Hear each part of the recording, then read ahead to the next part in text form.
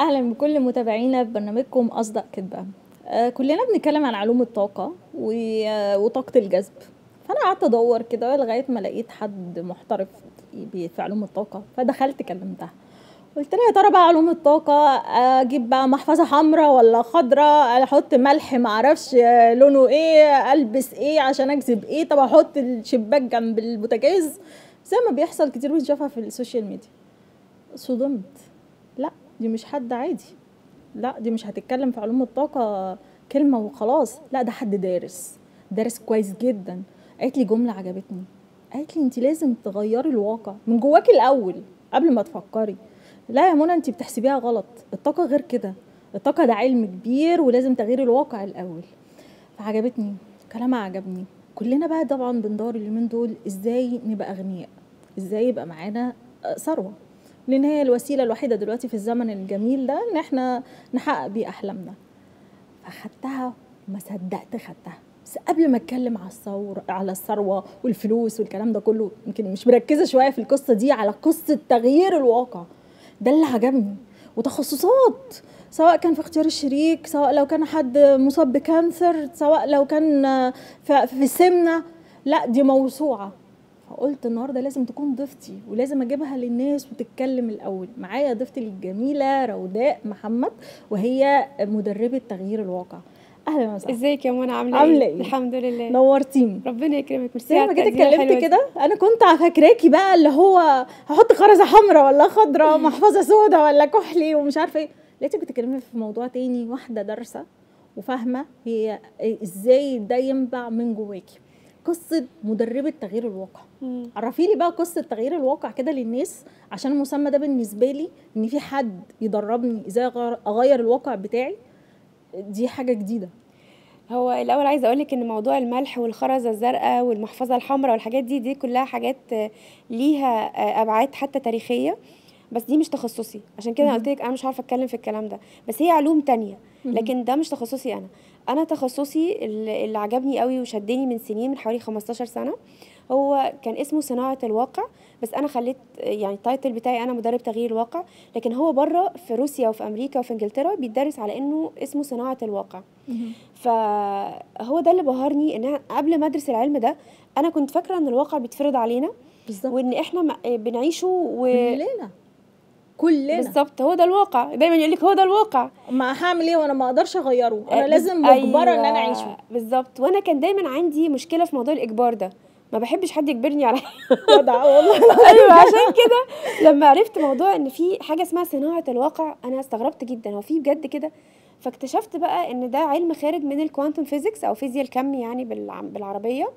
والعلم ده لسه ما بيدرسش قوي للاسف في مصر وفي الدول العربيه، بس بيدرس بره من سنين ومعديين فيه يعني حاجات كبيره قوي مش عايزه اقول لك.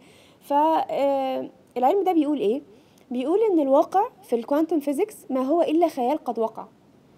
ف وهنا بقى انت لو بصيتي حواليكي هتلاقي ان الترابيزه اللي قدامنا، الكرسي اللي احنا قاعدين عليه، الحيطه، الارض، كل حاجه كانت خيال في دماغ حد في يوم من الايام. بس هو ركز فيها، وخلي بالك بقى من الكلام اللي هبدا اقوله، لان أيوة. كل كلمه ليها معنى في العلم بتاعنا. هو ركز فيها لحد ما بقت على ارض الواقع. ف ده معناه اني انا ممكن لو ركزت على حاجه معينه او انتبهت ليها تتخلق على ارض الواقع. هو ده بقى الفكره في الخلق هنا، او يعني لما بيتقال خلق الواقع ده مقصود بيه ايه؟ نقل الحاجه من عالم الخيال للعالم ال 3 دايمنشن او العالم ثلاثي الابعاد اللي احنا عايشين فيه. ده بيحصل بالظبط. هقول لك زي ايه؟ البخار الميه انت مش شايفاه، صحيح. في تجربه معينه لو انت خدتي البخار ده كثفتيه هيبقى ميه، صحيح. ولو انت كثفتي الميه دي جمدتيها هتبقى تلج.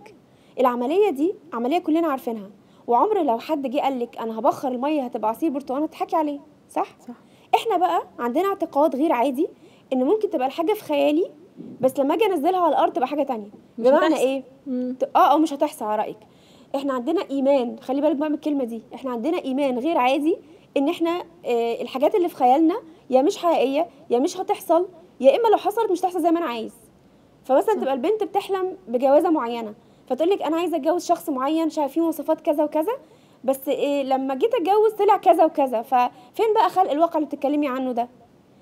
سؤال حلو فعلا. ازاي بقى؟ بالظبط كده. ليه؟ لان احنا اولا عندنا اعتقاد وايمان ان احنا ما نستحقش ده، او اني انا ممكن اكون عملت حاجه غلط فعشان كده حصل لي كذا. احنا بنحط كميه معتقدات عشان ما نحققش الواقع بتاعنا غير عاديه. ما انتي بتتكلمي عن حاجه شويه شبه بالخيال، يعني ممكن انا اكون متخيله ان انا هتجوز حد مليونير مثلا. طب انا ايه اللي عملته عشان ما اجيش؟ عشان ما يجيش ولا عشان هو ما جاش مثلا. يعني معظم البنات في اعتقادها ان نجاح في الرجل الثري. هقول لك بقى انا بيقابلني مشاكل عامله ازاي في الكورسات. ناس بتبقى اصلا مش عارفه تتخيل. انا بيجي لي ناس ما بتعرفش تتخيل وتقول لك ايه، لا الخيال ده تضييع وقت. وعندي ناس تانية بتتخيل زياده عن اللزوم وعايشه في احلام ورديه وما بتحققش حاجه على الارض. فهي الفكره في ايه بقى؟ الفكره ان انا بعلمه الاتزان ما بين السماء والارض. الحاجه في السماء وكل الافكار في السماء، وهو ده الفرق بين الثراء والمال. لان الثراء حاجه في عالم الروح او عالم الطاقه، هو مش حاجه ماديه، لكن الفلوس حاجه ماديه. فانا لما بكون عايز حاجه اخلقها في ارض الواقع او اصنعها في ارض الواقع، انا بجيبها من الخيال للارض. فعشان اعمل ده انا محتاج اشتغل على نفسي الاول، اعلي الفايبريشن بتاعتي. هو ده بقى اللي انا بحاول افهمه لهم. انت لو انت يعني المصنع بتاعك ما ينفعش تحط فيه الادوات دي علشان يعني ما عندكش مثلا مكن يحول لك القماش ده للبس او بدل او كده، فانت هنا عندك مشكله. انت ما عندكش المكن. هو ايه دي مشكله عند الناس، ان هو اصلا مش عارف ازاي يصنع الواقع، مش دارس ده او مش متعلمه. فلما بيجي يتخيل حاجه يا ما بتتحققش يا بتتحقق غلط يا محدش متخيل ان ده على البوينت بتاعت انا عندي دورات لتغيير الواقع، عشان برضو انا عايزه اتكلم فيها.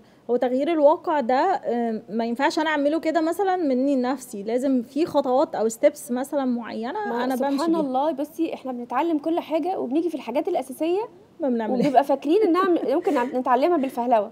لا يعني انا دي حياتي، انا بتعلم ازاي اعيش حياتي.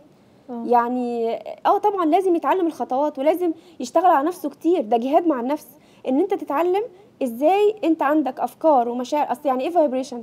التردد بتاعي هو اللي بيخليني اجذب الاحداث والاشخاص والاماكن اللي في حياتي. فانا لما بشتغل على التردد بتاعي اني اعليه، لان كل واحد فينا ليه فايبريشن، ليه تردد. دي بالتالي بقت معلومه من ايام مصطفى محمود كان بيتكلم عنها. صحيح. ان كل حاجه الواقع المادي اللي انتوا شايفينه ده، ايوه صح، الواقع المادي ده عباره عن تكثيف لترددات، فبقت حاجه جامده. انا بتهيألي ان الترابيزه دي جامده، لكن في الحقيقه هي عباره عن جزيئات بتتحرك.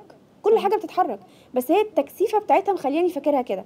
مش بس التكثيفه بتاعتها، لا، عيني ووداني والحواس الخمسه بتاعتي هي اللي بتخليني اشوف الاشياء بالشكل ده.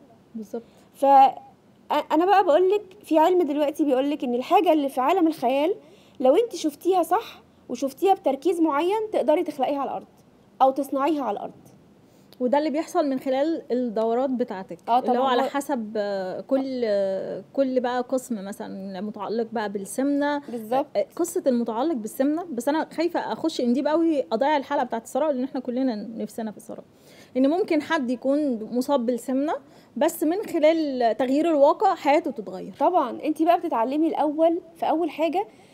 يعني انا كده دي معلومه مثلا نورت معاكي ان في خيال وفي واقع، فانت الاثنين تقدري تتعاملي معاهم. لكن انت مش مفروض عليكي لا الخيال ولا الواقع على فكره. اوكي. بس هو انا دايما بشوف ان اغلى حاجه ممكن تغير حياه البني ادم المعلومه. يعني احنا ما كانش عندنا المعلومه دي اصلا. فدلوقتي اول حاجه انا عرفت ان انا اقدر احول خيالي الواقع. طيب ازاي ده يحصل؟ ده عن طريق ان اعلي الفايبريشن بتاعتي. اي حد يقول لي طب انا اعلي الفايبريشن بتاعتي ازاي؟ بالظبط. انا هقول لك على حاجه. تخيلي احنا زي الراديو بالظبط على فكره، احنا لينا ترددات. فلو انا دلوقتي فاتح قناه الاخبار هسمع ايه؟ هسمع اخبار. ففي ناس بقى بتبقى جايبه قناه الاخبار وعايزه تسمع مسرحيه او اغاني. المشكله عندها هي التردد بتاعي غلط. ايوه المشكله عندها هي اللي مش جايبه التردد اللي هي عايزاه. طب اجيب التردد ده ازاي؟ التردد بيتكون من خلال المشاعر بتاعتي. المشاعر بتاعتي هي الترددات، هي الفايبريشن. فانا لو انا عايزه اعرف انا قادر اصنع الواقع بتاعي ولا لا، اشوف مشاعري اغلب اليوم عامله ازاي. في عالم اسمه ديفيد هاوكنز عمل حاجه اسمها سلم الوعي. سلم الوعي ده عبقري. ليه بقى؟ لانه قال لك ان احنا لينا درجات في الوعي في مشاعرنا، فعلى حسب التردد اللي انا فيه انا هعرف اقول لك انت حياتك عامله ازاي. ففي تردد للناس اللي عايشه اغلب يومها في مشاعر خوف، وفي تردد للناس اللي عايشه اغلب يومها في مشاعر حزن، وفي تردد للناس اللي عايشه اغلب يومها في لوم ذات. هي طول الوقت بتلوم نفسها على كل غلطه، وبنشوف الناس دي كتير. يجي قبل ما ينام يقول لي هو انا ازاي عملت كذا، وانا ازاي ما ردتش على فلانه، وازاي ما خدتش حقي في فلان، وقاعد يعني شاغل همه كله. ده بيطلع في الترددات، يعني معنى كده ان هو بيطلع فبينطبع عليا بالاشياء السلبيه. بالظبط.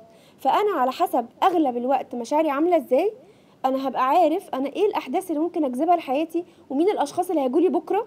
يعني دايما اقول للناس اللي عندي ركز قوي قوي قبل ما تنام بتعمل ايه، واول ما تفتح عينك بتعمل ايه، لان دول اكتر توقيتين انت بتجهز فيهم لبكره. بس الحلقه جريت مني في تغيير الواقع. خليني يعني نبذه بسرعه، ازاي ابقى ثري، اعمل ايه علشان ان انا اقدر من جوايا احصل على الثراء. اقول لك على حاجه بقى، انا لسه كنت بقول لك الثراء حاجه في الخيال في عالم الروح، لكن الفلوس في عالم الماده. عشان كده الناس اللي بتحاول تبقى ثريه فيبقى قصدها ان يبقى معاها فلوس كتير بتتعب قوي. ليه؟ لانها بتشتغل في العالم المادي، والعالم المادي عشان نحقق من خلاله حاجه بتاخد مجهود. عالم مادي يعني مجهود، يعني ده قصاد ده. طيب لكن لو انا اشتغلت على مشاعري وافكاري ومعتقداتي والهويه اللي انا عايش بيها على الارض، يعني بدل ما انا ماشي بعقليه الشخص الفقير امشي بعقليه الشخص الغني.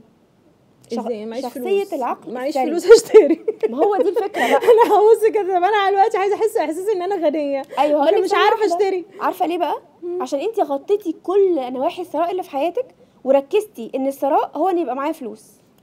كده انا فهمتك. يعني ايه، انا المفروض ان انا ابص ان الثراء ده مش شرط في المال. ايوه بالظبط كده. ممكن يكون في رضا من انا عندي اولاد، في ان انا بصحه كويسه، في ان ابدا انا من هنا. من على القصص فكره دي. انا مش بقول لك كده عشان تستريحي فتقولي الحمد لله انا بقيت ثريه عشان صحتي كويسه، مع ان ده اغلى حاجه في الثراء الصحه على فكره.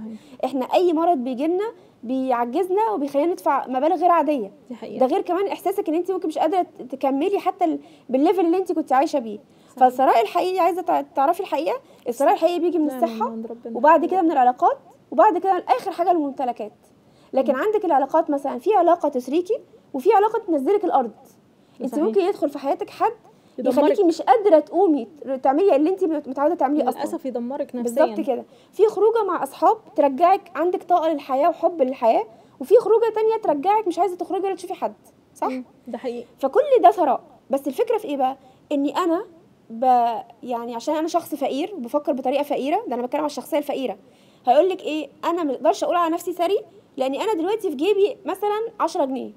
هو ربطه بالمال للاسف. فسبحان الله، وده قانون كوني، اني انا لما بعمل كفر على نعم ربنا، ده سبحان الله بيتسمى كفر.